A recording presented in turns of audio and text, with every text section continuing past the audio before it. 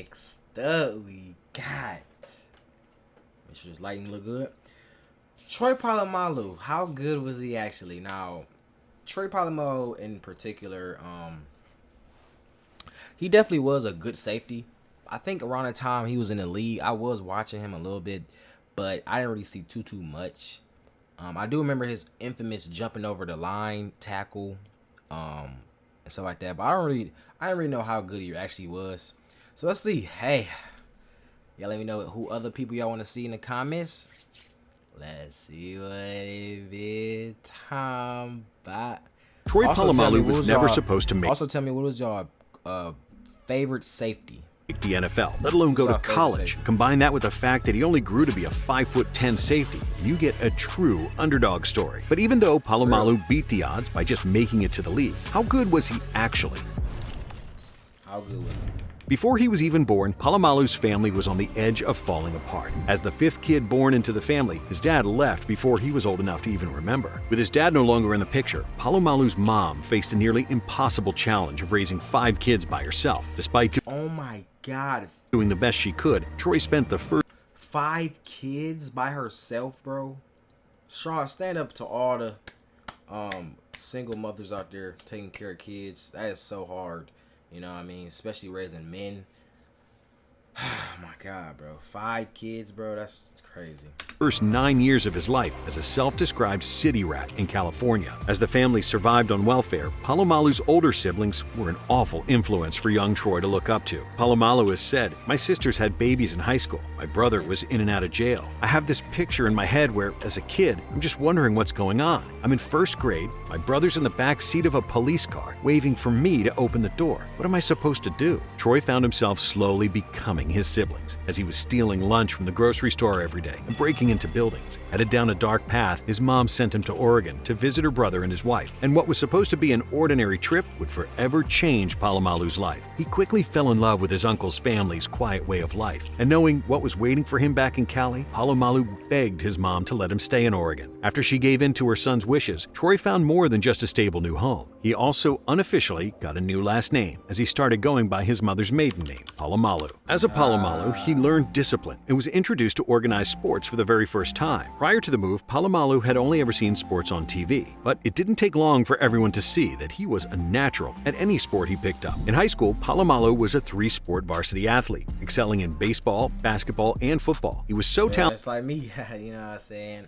I played football, track, and baseball, you know what I mean? But, you know, not a lot of people can do that. You know what I mean? Be sweet in different sports. Not only are you sweet in one sport, but you sweet in another sport and another sport. It's a true athlete. Not many people could do it, bro. Talented on the gridiron that he played both offense and defense. As a junior, Polamalu rushed for 1,040 yards with 22 touchdowns and had 310 receiving yards, while also adding in 65 tackles and 8 interceptions. He was so all-around dominant that year that he was named first-team All-State. And Polamalu looked to follow up this impressive season with another one that would firmly establish himself as a top college prospect. But he faced a series of injuries that derailed his senior year just as it got started. Troy played in only 4 games due to a bruised kidney, sprained shoulder, and torn back muscles. Even with the shortened season, though, he still managed to rush for 671 yards and 9 touchdowns, while also snagging 3 interceptions. Despite terrorizing his opponents, Polamalu slipped through the cracks of the national recruiting scene. As a 3-star recruit, he wasn't receiving any attention from top college programs. Once again, it was he was a 3-star. What do you mean when you get 3-star nowadays? You get a lot of offers from Arrow. If you're a 3-star, what? Uncle who swooped in and seemingly saved Polamalu. His uncle Kennedy was an assistant coach at the University of Southern California, and he convinced USC's head coach to give his nephew a chance by offering Troy a scholarship. Polamalu immediately jumped at the opportunity to stay on the West Coast and play for such a big-name school. He also believed it was fate. With USC's mascot being the Trojan and Troy being the ancient capital of the Trojans, Polamalu said, "I believe God named me Troy for a reason. I was born to come here." While Polamalu was confident he belonged there. As a freshman, he was a backup safety and linebacker. Polamalu made the most of his opportunities. In 8 games, he recorded 12 tackles, 2 sacks, and 2 forced fumbles. After developing a reputation as a playmaker on the defensive side of the ball, Polamalu's sophomore season was his first real chance to show the nation he belonged. As USC's starting safety in the season opener, Troy exploded onto the scene with a pick 6. It was his way of emphatically letting everyone know that the plays he made as a freshman were no fluke. He further did this by starting all 12 games for the Trojans and finishing with 83 tackles, 5 tackles for loss, 1 sack, and 2 interceptions. They weren't eye-popping numbers, but the way Polamalu could fly around the field in a... Oh, hold on, this dude pee on himself. Oh my God. Embarrassing picture. Oh, he just exposed, though, boy. Yeah, somebody had butterflies before the game. Obliterate a wide receiver was eye-opening. His junior season is when he truly put it all together and showed just how high his ceiling was. Polamalu racked up a team-high 118 tackles, 13 tackles for loss, 1 sack, 3 interceptions, 2 pick sixes, 2 forced fumbles, 1 fumble recovery, and 3 blocked punts. Looking like Superman out there, there was nothing he couldn't do. As a result, Polamalu won USC's MVP award and was voted first-team All-American. Heading into his final season of college football, he had developed a nationwide reputation for being a game breaker. Unfortunately for this dude playing, bro, I tell you all the time, bro, anybody who plays defense, not even defense, bro, if you play football with no gloves on, bro, you already labeled as a men's society, bro. Because it's so easy for your fingers to just break and all this stuff. You run around tackling people and you just don't care about your fingers? You really don't care about your fingers, huh? Shh. Men's society, bro. Troy Polamalu, menace. If you a linebacker, menace. If you a who else is a menace? Running back, oh my God, menace. If you're running back with no gloves on, menace. If the only person I say is okay is obviously a quarterback, because they need to throw the ball. But other than that, bro, if you're a lineman, menace. Running back, menace. Linebacker, menace. Safety for sure, bro. Polamalu, he didn't get the chance to go out with a bang. As for most of his senior year, he battled nagging ankle and knee injuries. But even with a slight dip in production, Polamalu was still named first-team All-American for a 2nd consecutive season, becoming the first Trojan to be a 2-time first-team All-American since 1992. He finished his USC career with 278 tackles, 29 tackles for loss, 6 interceptions, 4 blocked punts, and 3 touchdowns. With Polamalu having cemented his status as a school legend, he shifted his sights on making the jump to the next level with the 2003 NFL Draft. But he wasn't able to sell himself as a top prospect like everyone else. A bad knee forced him to miss the Senior Bowl and NFL Draft Combine. Standing at 5'10" and weighing just over 200 pounds, Polamalu was far from the ideal mold of an NFL safety, and as a result had his fair share of doubters. So his bad knee served as ammo for the haters, who thought he was too small or not durable enough to succeed in the league. Ahead of the draft, he was projected to be a late first or early second-round pick, but one team disagreed with these evaluations and saw something special in him, so much so that they weren't willing to risk letting anyone else steal him. It was a selection that was met with plenty of backlash. The Pittsburgh Steelers select Troy Polamalu, safety from Southern California. Nobody doubted Polamalu's talent, but not everyone was sold on his ability to stay healthy or make plays with bigger and better athletes. He was viewed as a great college football player who may be too aggressive and undersized for the next level. Polamalu hoped his rookie season would be a chance to prove these people wrong, but he never really got the chance. He didn't start a single game and was the Steelers' backup safety while primarily playing on special teams. But this is another thing too I hate about these stuff is to be like, bro, they be all these players nowadays, they be getting overlooked. Like imagine how many players is getting overlooked nowadays. It's just crazy. Like just when we see like Mr. Irrelevant, Brock Purdy. You see Brock Purdy come in, do his thing, even though he got hurt in the season, but that wasn't his fault. He came in, he was the last pick in one of the rounds. He was the last pick in the NFL draft. And come in, lead his team, one of the best teams in the league, lead his team to almost the Super Bowl. And they had him fourth? He had him like the sixth string quarterback, bro. You know what I mean? And they had look at it. Troy Polamalu was sitting on the bench, and that's exactly how I feel. What happened to me as well. My high school year, I felt like my coaches, bro. I won't go through the whole story. I'll give y'all a story whenever I react. I'm gonna react to my my actual highlights. I give you the whole story, whole rundown what happened.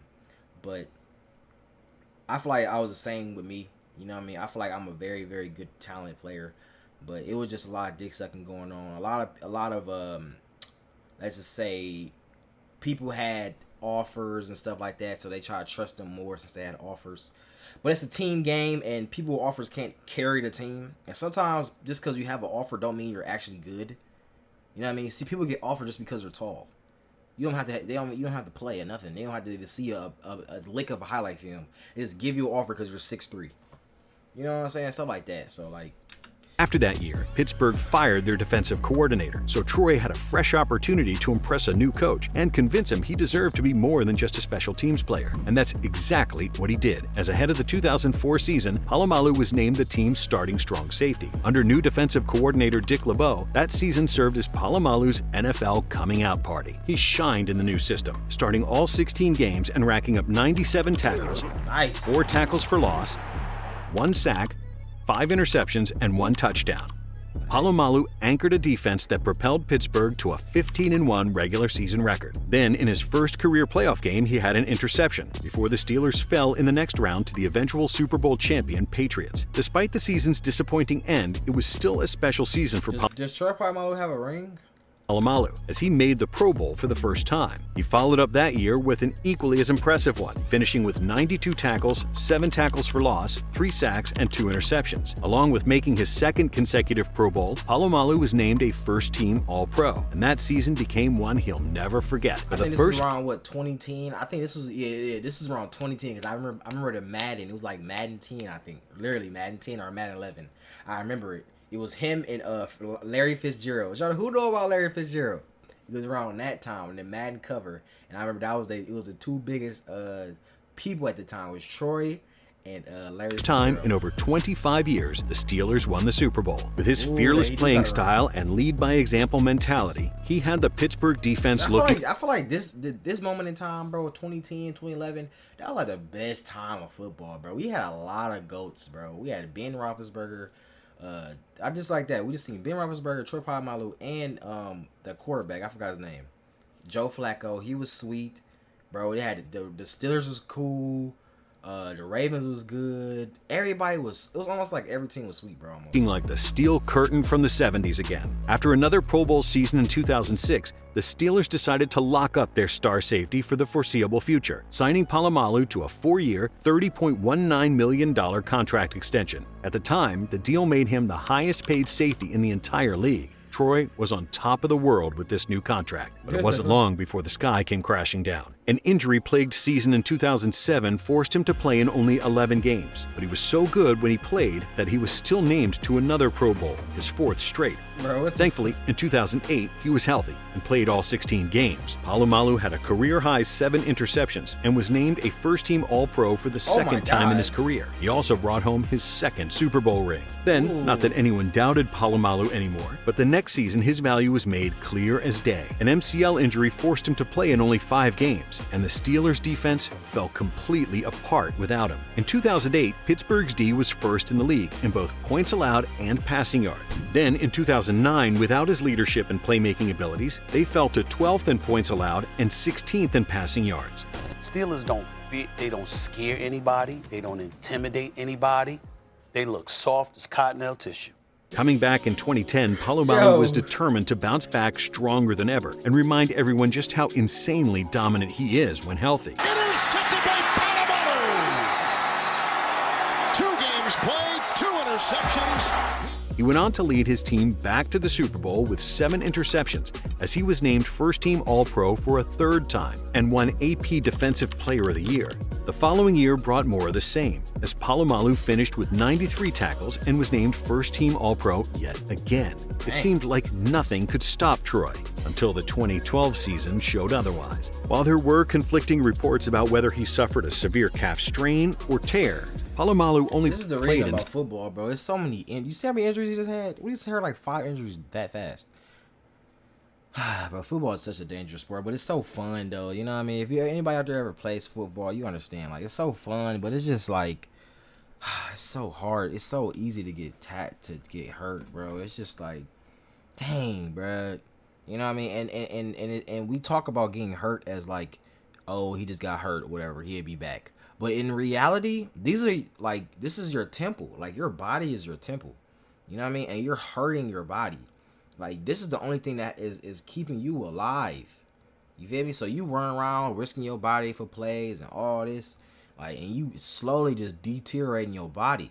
And all it's gonna do is now, when it's time when you're old and you need your body, you know what I mean? Your body can't even do nothing, especially if you don't even eat good and nothing like that. You getting hurt, all this stuff like that. Like, it just messed up, bro. 7 games due to the injury. People thought Troy's body was falling apart with age and that he wouldn't be able to consistently produce at a high level anymore. Then the discussions began about the Steelers starting to find his replacement. So, what did Polamalu do in 2013? He went out and played all 16 games as he was named to his 8th Pro Bowl. But the following season didn't come with the same happy ending. He battled through a knee sprain and was only able to play 12 games. Another injury, bro. It was a reminder that he was indeed human and was losing the battle against Father Time. Years of treating opponents like crash dummies and throwing caution to the wind with his body had finally caught up with him. During that offseason, Polamalu realized this and decided it was time to hang up his cleats for good. In April of 2015, he retired from the game of football. Over the course of his storied 12-year career, he totaled 770 tackles, 56 tackles for loss, 32 interceptions, 14 forced fumbles, 7 fumble recoveries, and 3 touchdowns. With 2 Super Bowl rings,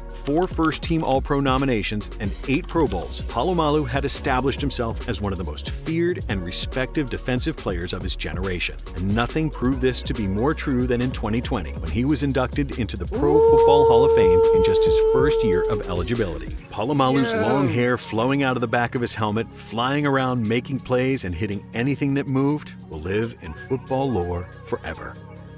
Man, that's W, bro. That's WWA, man. I don't know what the fuck I was gonna say.